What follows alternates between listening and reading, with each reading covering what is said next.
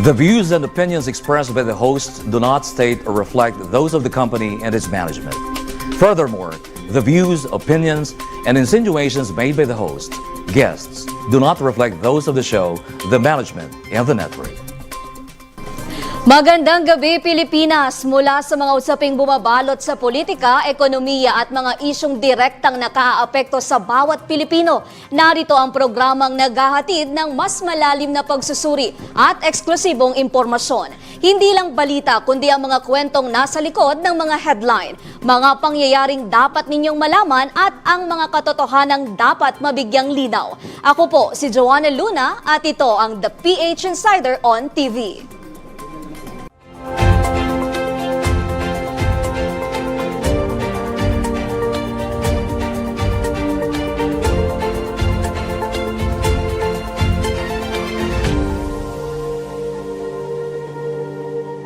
Joining us today is a respected legal mind and a distinguished broadcast executive. He serves as the president of this station and brings with him years of experience in media and public affairs analysis. Let's welcome Romel Miranda.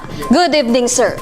Makakasama rin natin a distinguished constitutional law book author, law professor, and litigation lawyer whose insights continue to shape discussions on constitutional governance and the rule of law, Attorney Jennifer Arlene Reyes.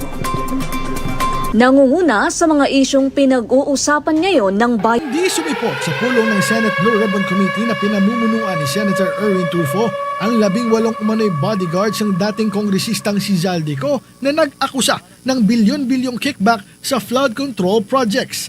Ayon kay Tulfo, nasa Senado ang grupo kasama ang kanilang abogado na si Attorney Levito Baligod, ngunit sa opisina ni Senator Robin Padilla nagtungo sa halip na dumalo sa pagpupulong. Binatikos din ni Tulfo ang naunang pagdinig na dinaluhan ng grupo na anyay hindi opisyal at labas sa proseso ng Senado. Samantala, tumanggi naman ang Kamara na papuntahin sa pulong ang 5 mambabatas kabilang si dating Speaker Martin Romualdez dahil sa parliamentary courtesy. Kasama rin sa dumalo bilang resource person si NBI Director Melvin Matibag. Gazi Sari para sa The PH Insider on TV. Let's put the issue on the table. Ayan, Attorney Jen at Sir Romel, para sa inyo, may nakaapekto ba sa kredibilidad ng umano'y alleged 18 ex-Marines o yung mga witnesses, alleged witnesses, etong alegasyon nila na desisyong hindi humarap sa komite ng Senado? Siguro, unahin natin si Attorney. Si Attorney. Well, for me, of course, it affected their credibility, right? Well, to give them the benefit of the doubt, maybe these 18 individuals are, or want to respect Senator Cayetano, still their Senate President or still the Senate President. But of course, pasimplehin lang po natin sa mga kababayan natin. Kung confident ka na totoo yung mga sinasabi mo, kahit kanino ka pa iharap, right? You will not be afraid and you will be consistent with your testimonies. In fact, mas maganda nga yun kung doon ka sa isang committee na hindi mo naman nakakausap, hindi associated sa mga kasama mo, then that will reinforce the veracity or truthfulness of your testimony. So para sa inyo, dapat humarap sila kapag ini-invite sila? Oo, kahit sino pa yan, right? Kung totoo yung sinasabi nila and wala silang tinatago, then dapat walang pinipili kung kanino sila haharap. Sir? Attorney, yung pong pagbibigay po nila ng testimonya nung una sa isang komite, tapos po yung pagbawi later on ni Attorney Baligod sa mga sinabi po ng mga tinatawag nilang ex-Marines, no? Ano pa po yung sa tingin nyo magiging probative value po nung claim ni Attorney Baligod later on na hindi naman pala binigyan si Senator Ligarda at saka si Senator Villar? Well, for academic purposes, sa batas po kasi, jurisprudence is replete with so many cases na yung mga minor inconsistencies sa testimonya ng mga witnesses actually, badges of truth yan eh. Kasi nga, kapag masyadong perpekto yung testimonya nyo, parang rehearsed or scripted. So, okay lang naman yung mga minor inconsistencies. But in this case kasi, the dilemma these 18 individuals are facing is that the consistencies are not just minor. They are so grave. They are so serious na tila baga nagkamali ka mismo doon sa identity nung tao na iyong inaakusahan. And, you know, retracting that afterwards and accepting that it was a mere mistake does not help their argument, does not help their allegations. Uulitin ko, hindi ito minor inconsistency. These are major and serious inconsistencies. Pati nga yung Apple, di ba? Nadamay pa yung iPhone 16e. Ayan. Na phone.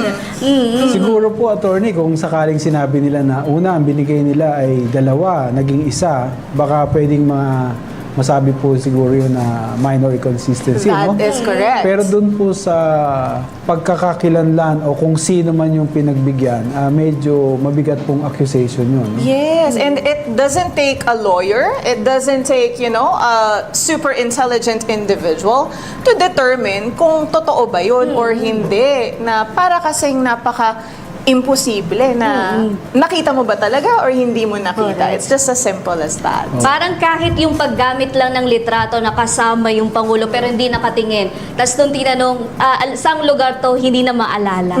Parang medyo ano din yun, nakakapagtaka. Na syempre, Pangulo, tapos nakapagpa-picture ka, parang malaking ano yung bagay. Yeah. Pero hindi mo na ngayon maalala kung saan nangyari yung nagkita kayo at nagkaroon ng picture taking with the President.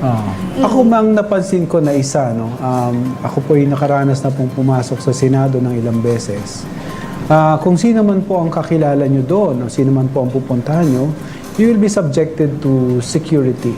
No? May scrutiny po talaga sa Senado. No? Kaya medyo nagtatanong po ako sa sarili ko na gusto ni Attorney Baligo na i-exempt sila doon sa security procedure by saying na wala naman sa invitation nila na i-QR code kami. I think wala namang invitation ang Senado na sinasabi pa doon na i-QR code sila. Pero there is a certain procedure. No? Ano po yung pagbasa nyo doon sa refusal nila na gano'n, na isubject sila sa certain administrative procedure as far as entering the Senate is Parang concerned? house rules na yun. Oh, well, for me, no, I mean, I don't find any logic kung bakit tayo magre-refuse. Kasi alam naman natin, of course, lalo na kung papasok tayo sa mga government institutions, kaakibat niyan ay yung safety precautions or security measures ng bawat pumapasok doon. And hindi lang naman sila ang QR. mag-undergo doon sa procedure na yon, right? It is for the purpose of the safety not just of the institution and of the people there, but of course, para sa safety din nila. Right? And if ikaw kasi ay papasok also sa isang government institution, of course, kaakibat na dito yung expectation mo of privacy, reasonable expectation of privacy, ay mababawasan. Hindi pwedeng may VIP treatment or special treatment, no? Kailangan lahat ay mag-undergo doon sa administrative procedures na yun. Since nandiyan naman po tayo, nakahilera na tayo, nagkaroon ng work from home arrangement dahil nga daw po doon sa umano'y banta sa Senado. At nililink po itong mga banta, alleged din sa mga experience, diba? Parang siguro, pero possible lang daw po yun, sabi ng acting Senate President natin ngayon. Sa tingin niyo po ba tama yung way ng namumuno ngayon sa Senado na talagang ipahinto muna yung work, papasukin yung mga Senate staff next week na lang? Kasi nga, syempre, kahit na may mga nakabinbing mga panukala na dapat aksyonan agad, mahalaga pa rin po ba yung unahin yung kapakanan ng mga nagtatrabaho, lalo na yung mga senador na nasa Senado? Of course, no, but let us clarify, no. Si Senator Gatchalian, siya ang Senate President pro tempore, tempore. no? Acting lamang siya, no? Hindi pa sila talaga pumupunta doon sa punto na mag-e-elect sila or papalitan nila ang Senate President. However, doon sa iyong tanong, no? For me, that's a commendable action. Because that is a proactive measure which a good Senate President or a good future Senate President must do. Hindi naman po lingid sa kaalaman natin na nung mga nakaraang linggo, di ba, nagkaputukan sa Senado, Yes. endangering the lives and the safety. Actually, to be blunt, wala ako masyadong concern dun sa mga senador kasi may mga security yan. Yes. Pero yung members of the media, yung ating mga ordinary and humble Senate employees, nalagay ang kanilang buhay sa peligro just because of doing their job. So this measure, this temporary work from home arrangement, for me is a commendable action from Senator Gatchalian. Attorney, matanong ko po kayo dun sa substance po nung affidavit. No? Nag-submit po ng omnibus affidavit ang abogado ng sinasabi nitong 18 ex-marines po. Ano po sa experience ninyo as a litigation lawyer, ano po ba ang mas ikabubuti? Kunwari, kliyente niyo po yung 18 na yon at talagang meron silang mabibigat na allegations. Ano po ba ang advantage na tulad ng hinihingi po ng Office of the Ombudsman at saka po ng NBI na mag-submit po sila ng individual affidavit versus the omnibus affidavit prepared by their lawyer po? Well, it can truly help their accusations or allegations, right? Kasi po sa litigation, no, sa aming mga kliyente, of course, may mga pagkakataon na pwedeng mag-submit ng joint affidavit. However, this case is so peculiar na 18 kayo, pero iisa lamang yung inyong affidavit or sinumpaang salaysay. Kasi po, kahit sabihin natin na kayong 18 ay magkakasama doon sa mismong crime scene, right? Or doon sa lugar kung saan na nangyari yung insidente. Imposible po na iisa yung anggulo na nakita nyo, di ba? Nasaksihan. Iisa yung bilang ng paghinga na na inyong narinig at namasdan. So, my humble advice to the lawyer of these 18 individuals, mas maganda po kung may sarili sila or separate na sinumpaang salaysay. Because of course, the credibility will always be scrutinized. The credibility of these 18 individuals will be scrutinized, especially if parang pro forma lamang, naiisa lamang ang inyong affidavit. During the hearing po, doon sa Cayetano Blue Ribbon Committee, is yung pong manner of asking the questions po. No? I think doon po sa legal parlance po ninyo, meron po sinasabing laying the predicate for every question po. No? Ano po ang obserbasyon nyo doon? No? Kung ikukumpara po natin kung sa mga nakaraan pong hearing ng Blue Ribbon Committee, sa mga nakadaang pong Senado, kung paano po yung pamamaraan ng pagtatanong sa mga resource person or witnesses for that matter versus what happened during the committee hearing under Senator Marcoleta and Senator Cayetano, who are both lawyers po. Oh, okay. Thank you for noticing that point. Well, of course, during the past committee hearings, right, I believe all of us can agree na kapag po tayo ay nag-iimbita ng mga resource persons or witnesses sa Senate committees, they are given their time to freely express themselves, right? Or to answer their questions. Actually, the questions are directed to the witnesses, directed to the resource persons, and they should be the ones who should answer the question. So, my humble observation po dito sa nakaraang committee hearing ay tila baga masyadong limitado yata yung pagsasalita ng mga 18 ex-bodyguards di umano ni Zaldico, and medyo mas marami pang time magsalita yung kanilang abogado and the senators who were asking the questions. Again, di natin mabubura yung perception ng mga tao na bakit ganito.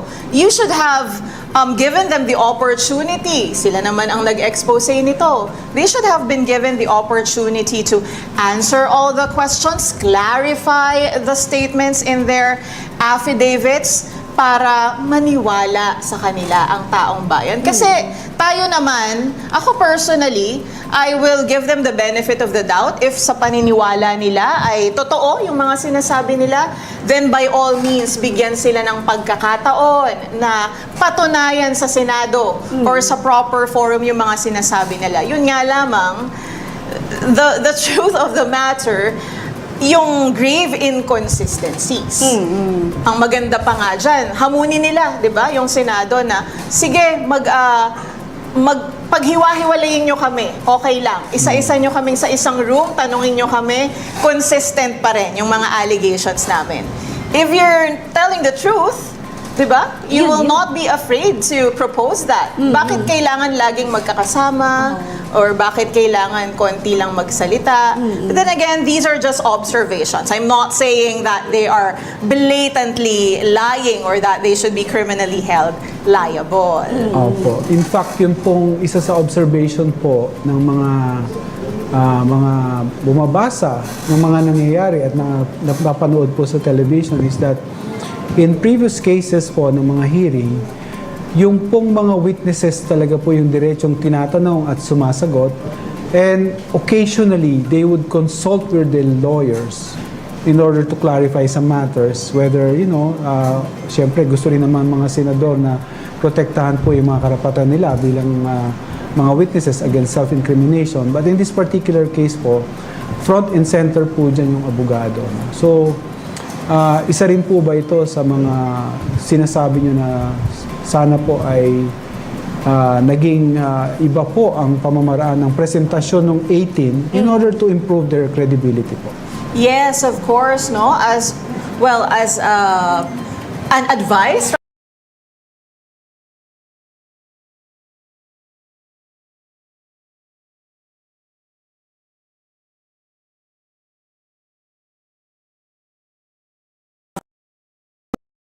person, pero sa legalidad po, no? Or when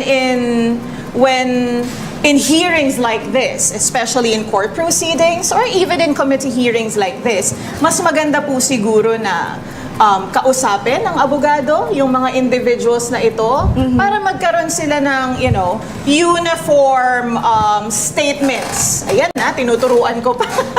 Tinuturuan ko pa. Para iisa lang. And yeah, as a reminder also, yung lawyer po kasi pag nag-a-attend yan ng hearing sa komite, sa Senado, usually nasa likuran lang yan.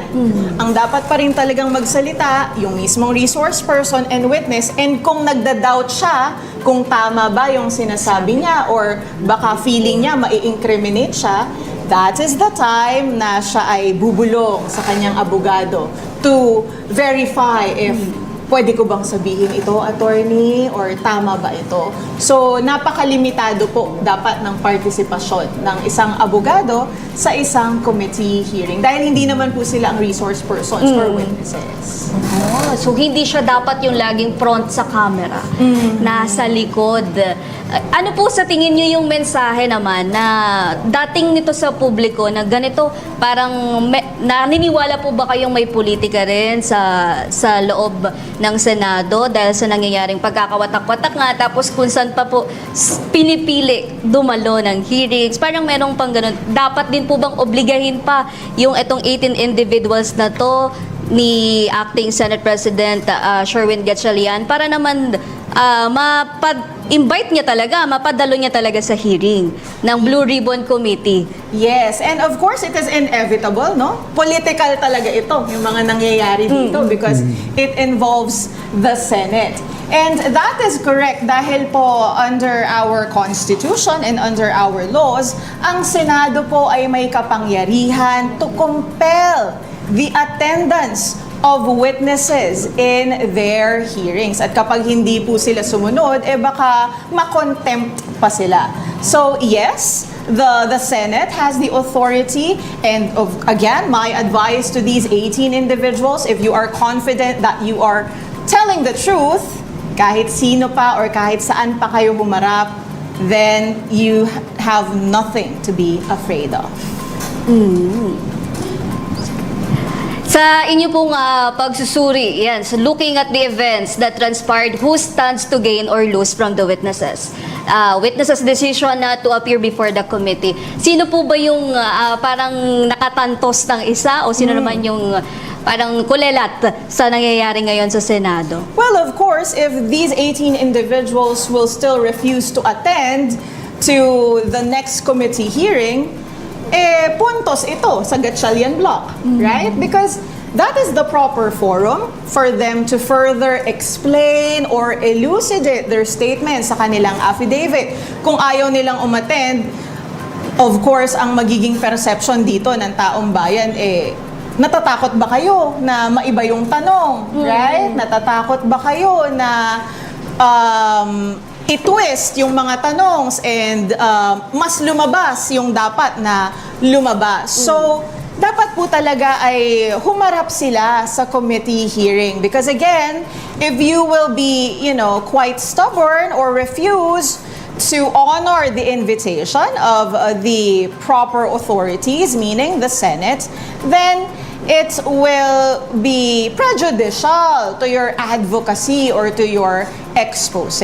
So dapat umattend na po kayo para rin umusad na ito kasi hindi rin po nagiging maganda yung perception ng ilan nating kababayan. May mga naririnig po kasi ako na, is this, aim to derail the impeachment trial, the impending impeachment trial, right? So kung talaga pong you are earnest in uncovering the truth, mag-attend na po kayo para ma-record na yung inyong mga statements at ito pong Senate natin ay makapaghanda na sa impending impeachment trial against VP Sara Duterte, which they stated would be in July of 2026. Mabilis na lang po, June na, ilang linggo na lamang.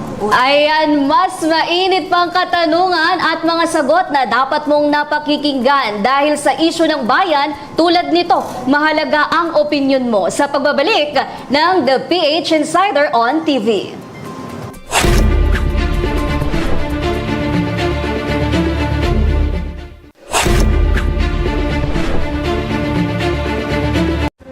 "2025 was a meaningful year for Bingo Plus Foundation. As our purpose grew, it was time for a new chapter. Introducing DigiPlus Foundation. Education is the bridge to opportunities. Through the Future Smart program, we empower learners and educators nationwide. At DigiPlus Foundation, we multiply learning for a better future. Healthcare should come with no barriers. Kalusugan Plus delivers medical missions, and Embrace Plus mental health support, which empower every Filipino through compassionate and accessible healthcare. At DigiPlus Foundation, we multiply healing. One patient, one community at a time.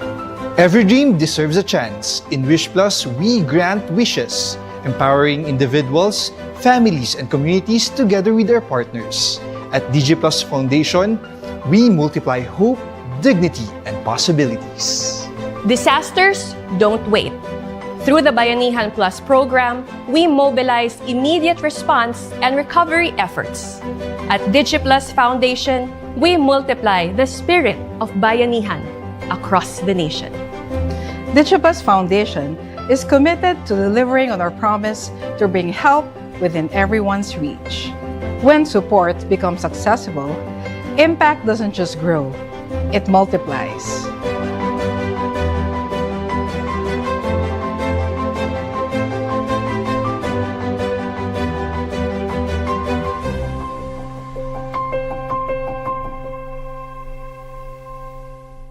Madaling pa mag-cash in sa Bingo Plus? Sa Bingo Plus. Official partner na namin ng Bayad Center. Easy! License ba yun ng Pagcor? Sa Bingo Plus. Kaya responsible gaming lagi. Ang fun! Gaming? Na may insurance? Sa Bingo Plus. Sa PhilFirst, insured ang wallet mo ng 1 million pesos. Safe nga! Talaga namang... Sa Bingo Plus. Partnered with Bayad Center, licensed by Pagcor, protected by PhilFirst. Sa Bingo Plus. The best players succeed because they set boundaries. Every great athlete wins with control. Always have a game plan.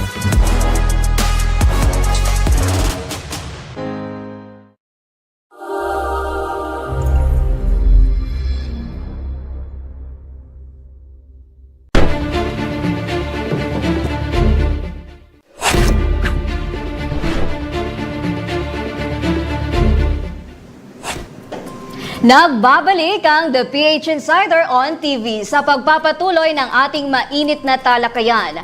Dinescribe ni Senator Erwin Tulfo yung gathering attended by the 18 alleged witnesses bilang outside established Senate rules.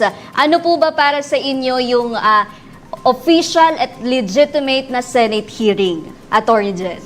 Of course, it must follow the Senate rules, right? Their internal rules. Kung ito ba ay na-notify ba yung Committee on Rules? Ito ba ay in-initiate ng majority floor leader? May mga proseso po kasi sila eh. Hindi pwedeng on your own or kung kailan mo na lamang gusto na magkaroon ng committee hearing, gagawin mo. So, dapat tingnan natin kung did they follow the procedures of their internal rules in conducting this committee hearing? So, yun ang mga questions na dapat nilang masagot. Di ba sinabi nyo rin po, dapat dun kayo dumalo sa kung saan nare-record dapat.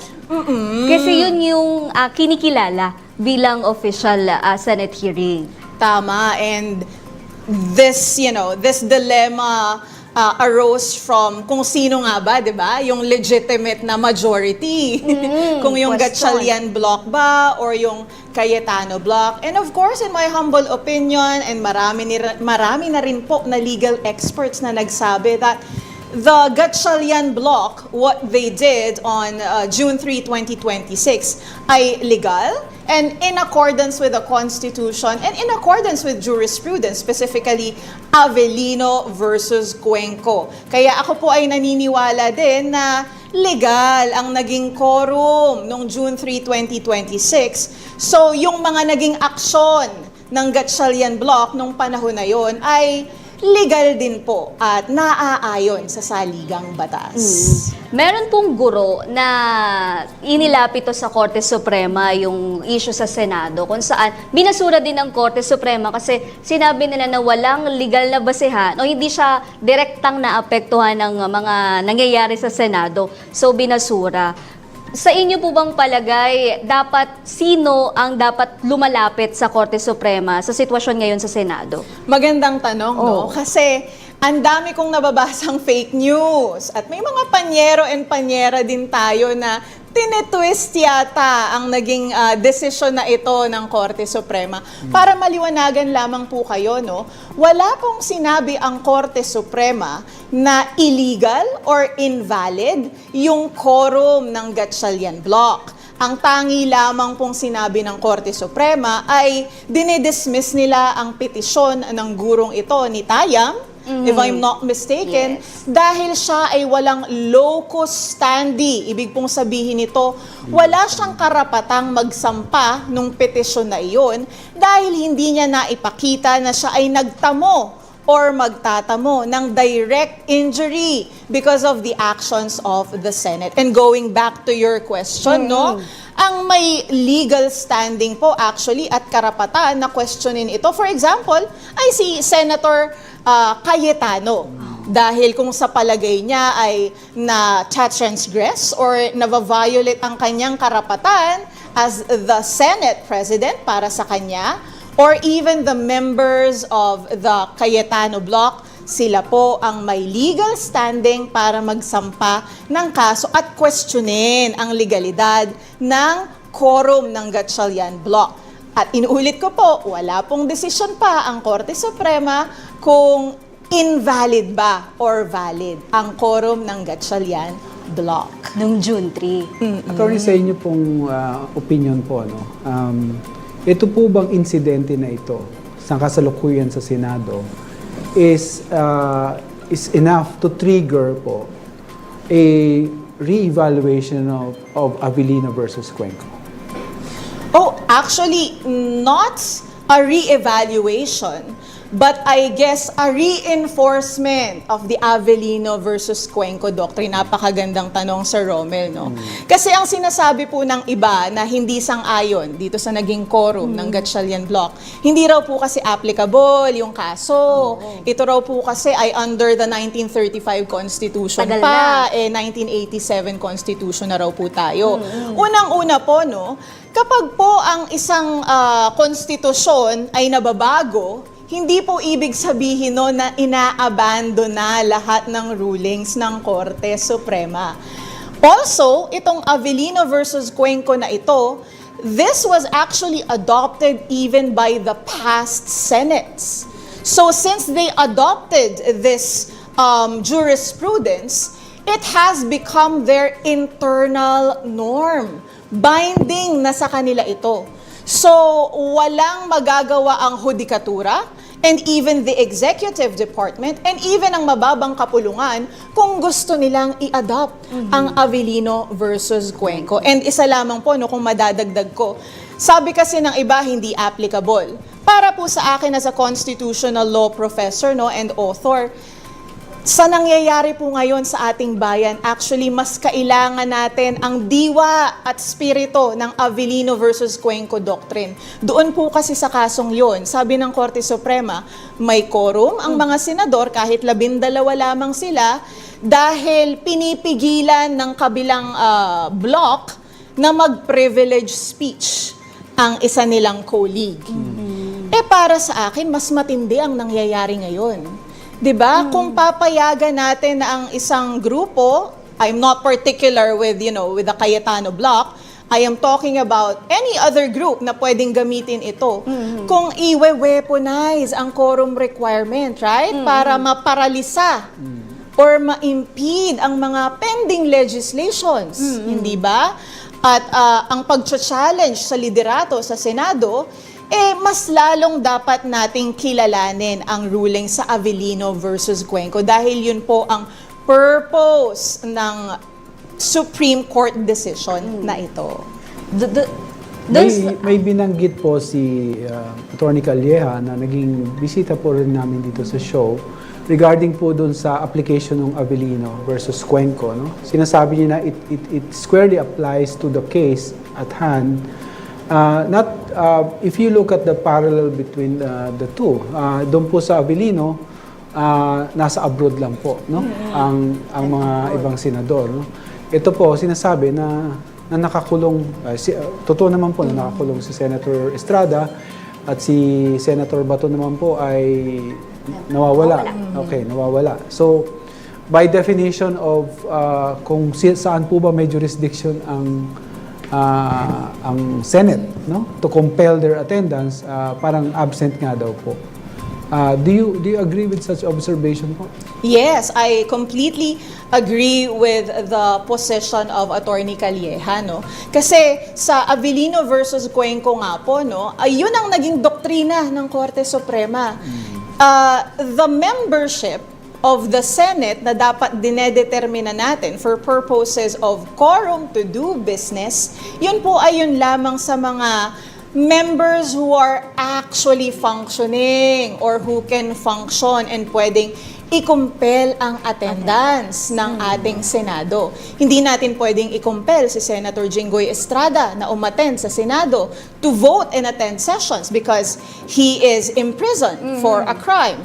Hindi rin natin pwedeng makompel si Senator Bato dahil in the first place, hindi natin alam kung nasan siya. So, I truly agree with Attorney Calleja's legal opinion that the Avellino versus Cuenco case squarely applies in the present controversy.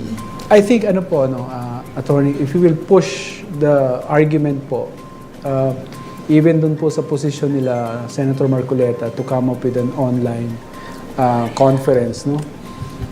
I think mas mahihirapan pa din, no? Kasi sa technology ngayon, yung sitwasyon ng Avellino, pwede pa ma-consider, nasa abroad lang eh. So pwede mong kausapin sa cellphone. But in the case of Senator Jinggoy, you have to pass through the court in order to have access to the person, no? And in fact, kung i-apply po natin yung fairness or equality among persons deprived of liberty. Kung hindi sila pwede mag-cellphone, yung iba, anong exemption? Anong exempting circumstance ang i-apply natin kay Senator Jinggoy? So, ibig sabihin nun, that would be a privilege na sa kanya lang po. Pangalawa, kung si Senator Bato naman ay, again, mag-zoom, no? Sino ko-contact sa kanya? Kasi yung ko-contact sa kanya, pwede rin kasuhan later on, no? Kasi you have access to the person, di ba? Kasi considered fugitive na po siya eh. Exactly. I think these are some of the things na dapat din pong pag-aralan po ng kabilang block, no? When they are pushing for this kind of proposal as to the revision of the rules of the Senate. Although, alam po natin na as a deliberative body, they are entitled to change the rules according to their, to their wisdom, current wisdom. Pero syempre po, di ba, it is still within the bounds of the law and reason, no? Ako po yung tingin ko sa kanya. And when it comes to acknowledgement or recognition of legitimacy, I think yun pong pag-recognize po ng House of Representatives through Speaker Bogie D, the Civil Service Commission, these are not just simple vestiges po of recognition of legitimacy, but an actual recognition po of their legitimacy. Tama, napakagandang insight nun, Sir Romel, no? Kompleto eh. Kasi it was not just the House of Representatives prosecution panel who recognized the legitimacy of the Gatchalian bloc, right? Even the Office of the President recognized that they will coordinate with the Gatchalian bloc in accordance with the doctrine of separation of powers, right? Kaya, and of course, the IBP has already expressed also their support. Even former Supreme Court justices, former law deans and professors, and many legal experts agree that indeed the Gatchalian bloc is legitimate. Actually, hindi na kailangan ng intervention ng Supreme Court. Why? Because the House or the Senate rather, already fixed its problem. Hindi na kailangan ng tulong ng Hudikatura or ng Korte Suprema kasi inayos na nila expediently, swiftly, to avoid paralysis in the Senate. In fact, yung pong latest news po na pumayag po ang Land Bank na i-recognize po si Senator Win Gatchalian. Sa payroll. I think that settled the issue among Senate employees themselves. Correct, Kasi nung una po, may claim pa na nalilito ang mga empleyado kung sino ang susundin. The fact na yung mismo magpapasweldo po sa kanila or magiging pamamaraan ng pagsweldo nila ay ni-recognize na kung sino ang dapat pumirma ng cheque nila. I think that settles it po. No? Of course, correct. Senator Cayetano is very free to file a case or petition the Supreme Court for his cause. Yes, yes. Doon naman sa usapin na gusto niya ng term sharing.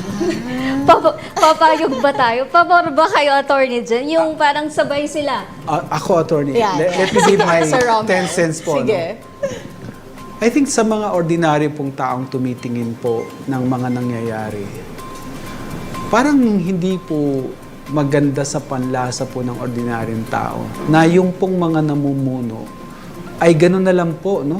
Nagiging arrangement na lang ba nila, yung decision na lang ba nila, yung kung sino ang mamumuno o yung power sharing na tinatawag. I think the true power in a democratic society like ours really reside on the people. And since we voted for them, it should be subjected to the deliberation and consideration of the 24 senators, if they're still there, no? Not on the proposal of just one senator. Yes. Yun po yung pananaw ko pagdating po dun sa idea ng term sharing. I'm not a politician, but I don't really to subscribe to the idea of power sharing, especially when we are in a setting of a democratic society po. And I agree with you, no? Ako naman po, well, of course, on the legal side, right? There are several reasons why this interim sharing agreement is actually unconstitutional. Kasi po sa ating saligang batas, napakaklaro. Ang bawat branch ng ating gobyerno ay pinamumunuan lamang ng isang tao. The Executive Department, the President; the Judiciary, the Chief Justice, right? The House of Representatives, the Speaker of the House; and the Senate, only one Senate President. On that score alone, it is already unconstitutional. Another reason why it must not be done is because we are a democratic country. Ibig pong sabihin nito, ang essence ng demokrasya ay rule of the majority. So, kung magkakaroon ng interim sharing agreement, mawawala ng saysay ang rule of majority na mismong pundasyon ng pagiging democratic and republican state ng ating bansa. At huli po, maganda, nabanggit ito ni Sir Romel kanina, no, na imagine if this interim sharing agreement will be applied, there will be a total administrative paralysis. Pagpirma ng mga sweldo ng mga empleyado, pagpirma ng mga kontrata sa Senado, pagpirma ng mga notices or memorandums, right? Sa pagpe-preside lamang doon sa impeachment trial, alangan namang dalawa kayong presiding officer doon. Eh kung ikaw gusto mo yung motion i-deny, ikaw naman gusto mong i-grant yung motion, that will be total chaos, right? It doesn't serve any public purpose, but the interest of only particular individuals, which should not be the case. Alam mo ako, attorney, call me ideal, no? Or idealistic. But I think the concept of the role of the majority should not be based on the tyranny of numbers. Although practically it is, no? But I think the number should come after the thoughtful deliberation of issues at hand and the distillation of reason of everyone before they could arrive at the decision. And that should form the majority, because I think it is always presumed that the majority would represent the people, and the people would always would want to look after the common good, no? The definition of the common good might be elusive to some senators, but I think to an ordinary person, the definition of a common good is very clear, no? Very simple, in fact. What we need as far as the economy is concerned, what we need in terms of the national security, in terms of the environment, in terms of observing human rights and the respect for the rule of law. That is correct, sir. Ayan. Moving forward naman tayo, para sa iyo, attorney, ano yung dapat na hakbang na dapat gawin ng Senado ngayon para matiyak na legal, fair, at transparent ang kanilang gagawing investigasyon sa mga ganitong klase ng usapin ngayon sa Senado? Well, of course, I know that this is quite, hard to achieve, but they must set aside their political agendas. Kaya po ba? Iyon, kaya sinabi ko na napakahirap. So, this is a challenge to all the senators, right? This is a challenge to all the senators to set aside your political color and affiliations. Pinapasweldo kayo ng taong bayan para gawin ang trabaho nyo. Ano yung napipinto nyong trabaho?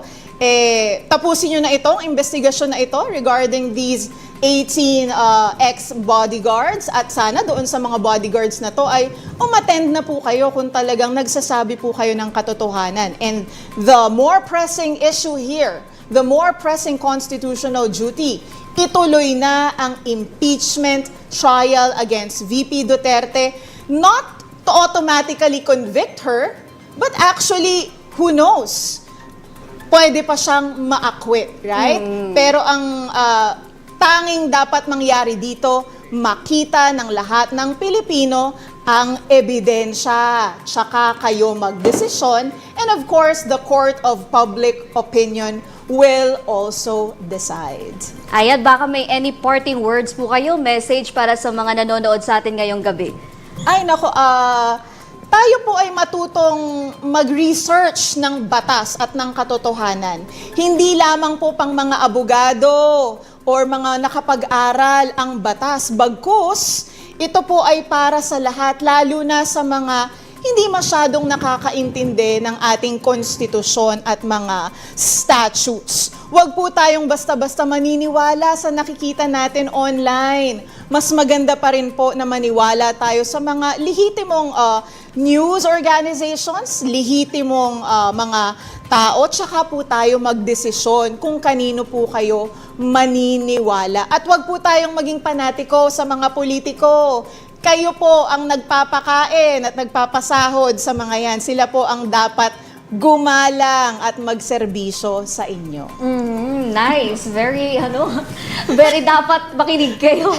Makinig tayong lahat. Sir Romel, kayo po.